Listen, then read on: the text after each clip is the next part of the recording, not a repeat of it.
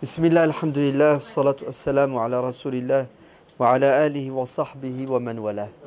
Une question très importante qui nous est souvent posée. Vous parlez de conquête de l'Andalous.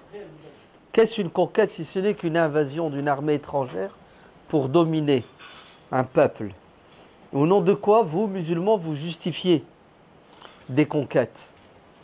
Au nom d'un principe religieux cher à vous qui s'appelle la djihad, comme ça qu'ils l'appellent, donc la guerre sainte.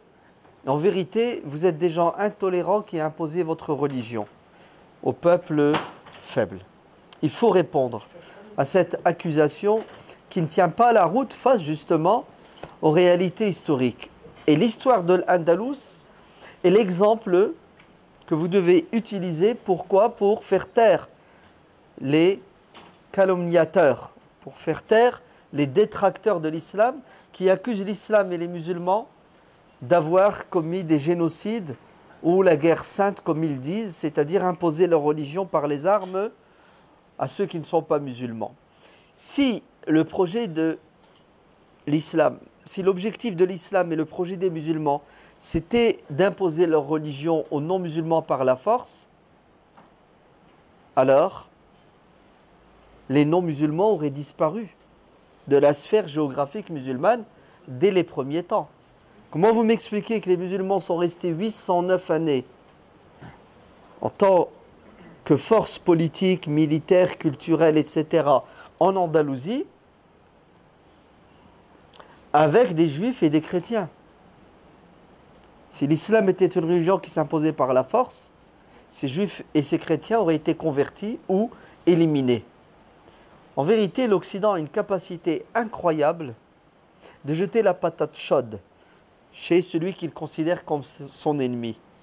Puisque l'Occident, l'Europe, va commettre le crime contre l'humanité, l'Inquisition, vous entendez?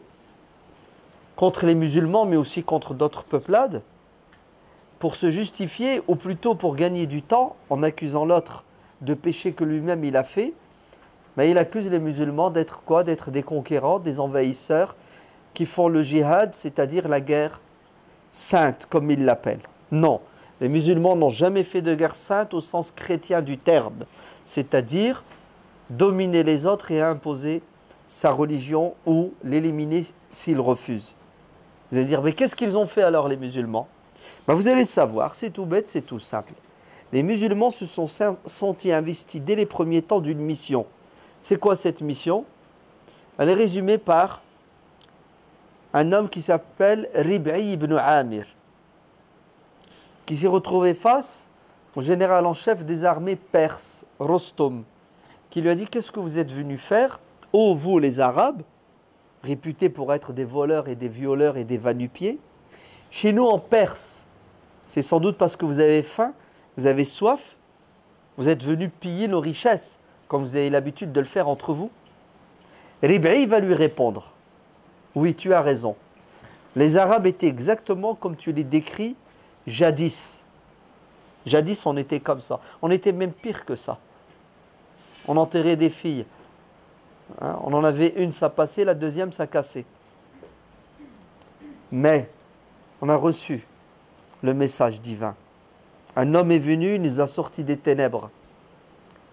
Et là, nous sommes venus pour, écoutez bien ce qu'il va lui dire, pour vous permettre de vivre la justice sous l'étendard de l'islam, car vous vivez dans une société injuste. L'islam est venu pour vous permettre de goûter à la vérité.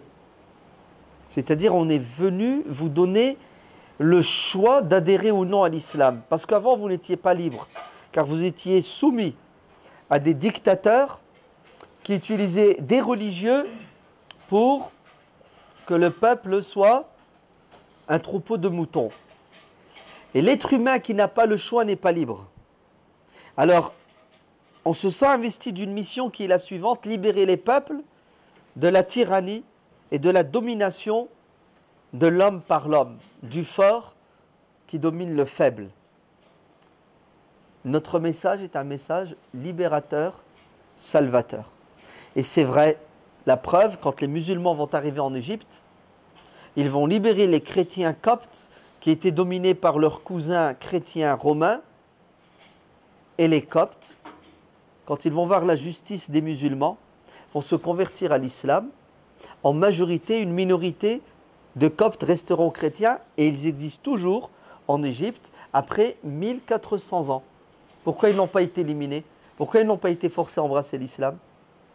Quand Abu Ubayd Amir ibn al-Jarrah est arrivé à Damas et qu'il a repoussé les armées byzantines, les chrétiens de Damas sont devenus des citoyens, des sujets de l'État musulman. Et qui dit citoyen dit impôt. Donc les chrétiens doivent verser un impôt comme les musulmans versent un impôt. La seule différence, c'est que l'impôt des musulmans s'appelle la zakat et il est obligatoire pour tous ceux qui ont les moyens.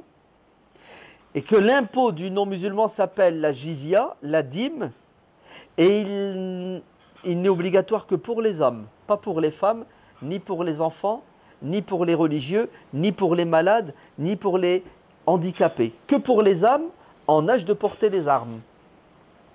Parce que ce n'est pas un impôt qui a pour objectif de soumettre celui qui ne veut pas devenir musulman, comme veulent nous le faire croire certains orientalistes haineux. Le statut de dhimmi, c'est un statut d'esclave. Comme vous n'avez pas voulu embrasser l'islam, vous allez être puni, vous allez payer la dîme. Bande de menteurs, la dîme. C'était que pour les hommes valides en âge et en état de prendre les armes. Pourquoi? Parce que dans la philosophie musulmane, un non-musulman ne doit pas participer à l'armée musulmane. Eh oui. Ainsi, le citoyen non-musulman qui vit dans un État musulman est protégé par ses concitoyens musulmans, qui eux vont aller au champ de bataille pour le protéger lui et ses biens et sa famille. Pourquoi? Pourquoi le non-musulman ne doit pas participer à l'effort de guerre, à l'armée musulmane?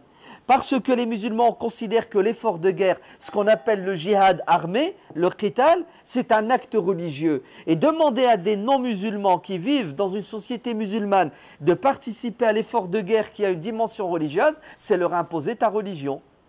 Et l'islam interdit d'imposer la religion. Comment?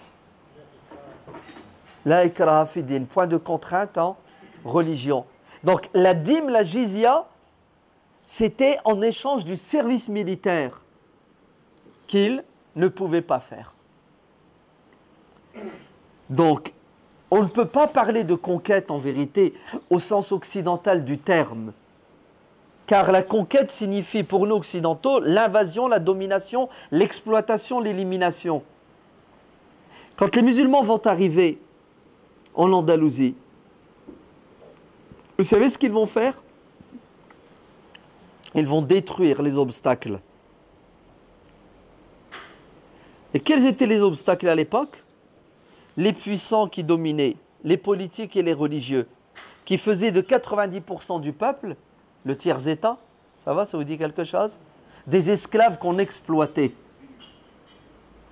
C'est pour cela que le futuhat, les conquêtes musulmanes, elles se sont faites de manière très rapide et simple. Vous vous rendez compte, en même pas l'espace de 3 ans, hein, vous avez vu la péninsule ibérique? Des centaines de milliers de kilomètres carrés, en l'espace de 3 ans, toute la péninsule ibérique est soumise à l'autorité musulmane. Si les peuples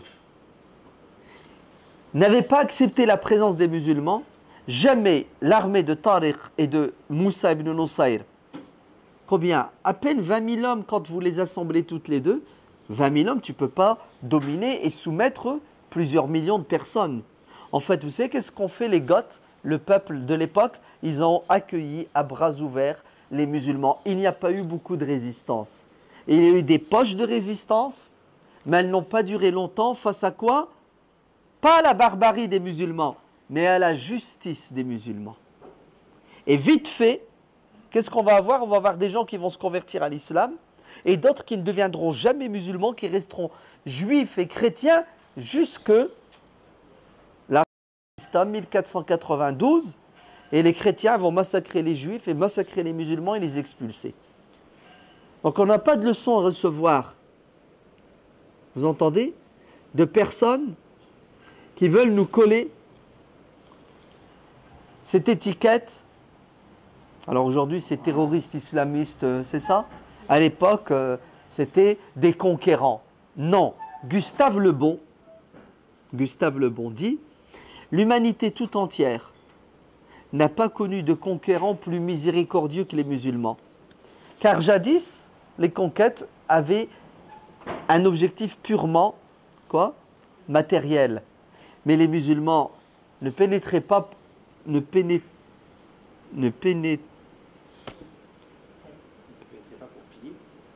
pas pour piller.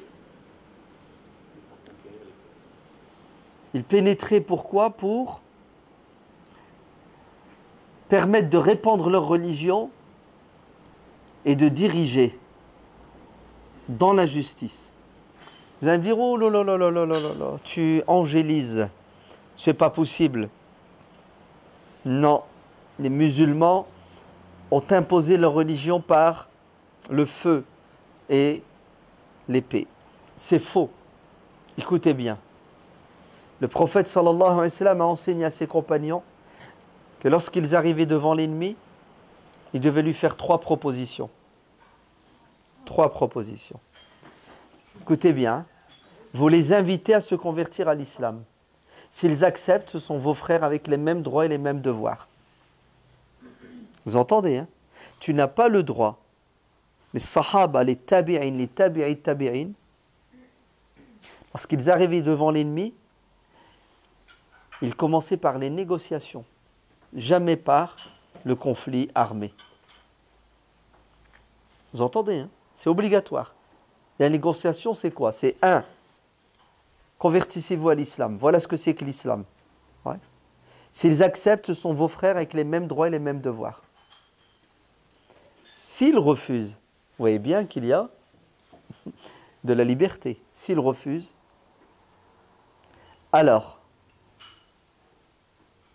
écoutez bien, s'ils refusent d'être musulmans, et ils ont le droit de refuser, ils doivent accepter la domination politique de l'islam et des musulmans. Et si vous refusez la première solution, la deuxième et la troisième, à ce moment-là, nous allons prendre le pouvoir par la force. Oui, ça c'est vrai. Les musulmans ont détrôné les tyrans, les dictateurs, les rois, les empereurs de l'époque. Ils les ont virés et ils les ont remplacés par un système politique qui garantissait au peuple les droits fondamentaux et élémentaires pour vivre dignement. Ouais. Vous vous rendez compte? Les chrétiens avaient leurs tribunaux. Les chrétiens avaient leur église. Les chrétiens avaient leur couvent. Ils avaient leur école. Les juifs, même chose. Oui, vous vous rendez compte? C'était des citoyens qui avaient des droits et des devoirs, mais ils avaient beaucoup plus de droits qu'en ont certains aujourd'hui dans les démocraties du XXIe siècle. Oui, c'est-à-dire en tant que chrétien, ce qu'on appelle le droit de la famille, ouais, ben, le droit musulman ne t'est pas imposé. Tu veux te marier, tu ne vas pas te marier selon le droit musulman, parce que c'est imposé la religion. Va, tu as ton tribunal là-bas, chrétien. Tu es juif, va te marier selon la loi juive, pas la loi musulmane. L'héritage, va répartir ton héritage selon la loi juive, pas la loi musulmane, parce que c'est de l'ingérence, c'est de l'intolérance. C'est fort ou c'est pas fort? Vous avez vu la démocratie jusqu'où elle va chez les musulmans? Par contre, le droit public, il est le même pour tout le monde, sinon on ne s'en sort pas. Ouais. Donc les musulmans n'ont jamais imposé leur religion. Au contraire, vous savez qu'est-ce qu'ont fait les musulmans? Écoutez bien.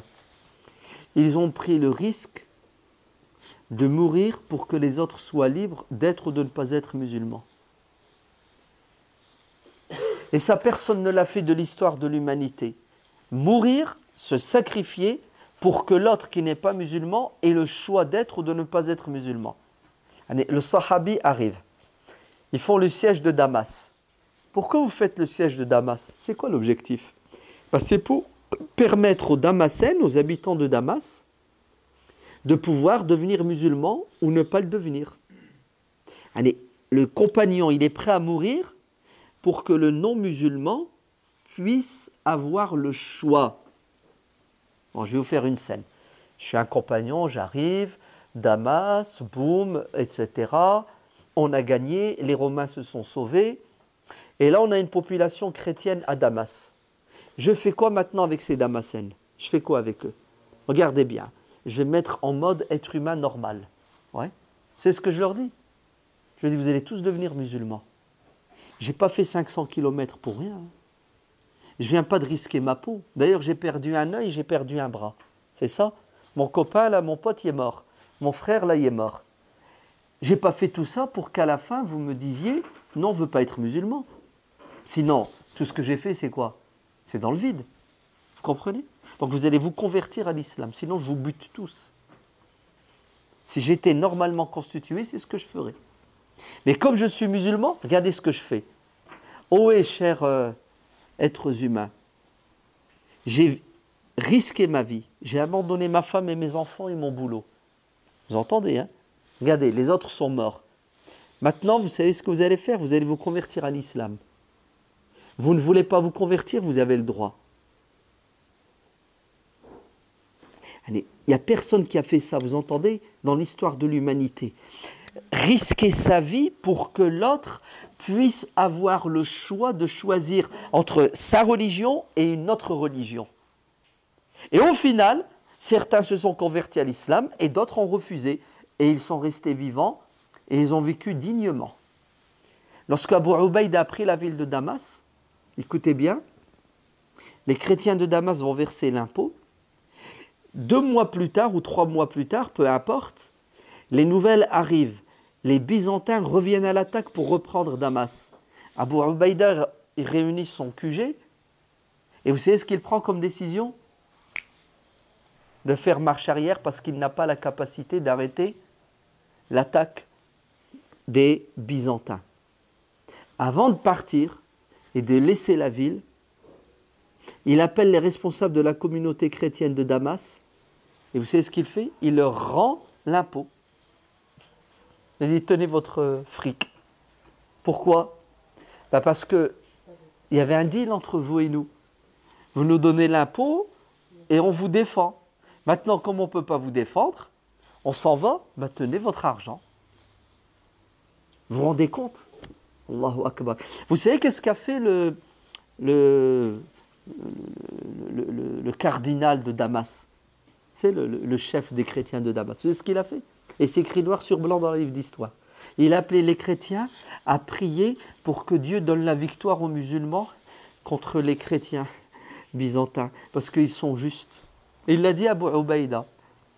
Il a dit, je prie Dieu pour que vous ayez la victoire contre eux, car eux, ils nous prenaient l'argent et on n'avait rien en contrepartie. Quant à vous, vous nous rendez notre argent parce que vous ne pouvez pas assumer votre engagement. Ne vous inquiétez pas, on va prier nuit et jour pour que vous ayez la victoire contre nos demi-frères chrétiens. Vous comprenez maintenant pourquoi les peuples se sont convertis à l'islam? Parce que l'islam, c'était une religion de justice.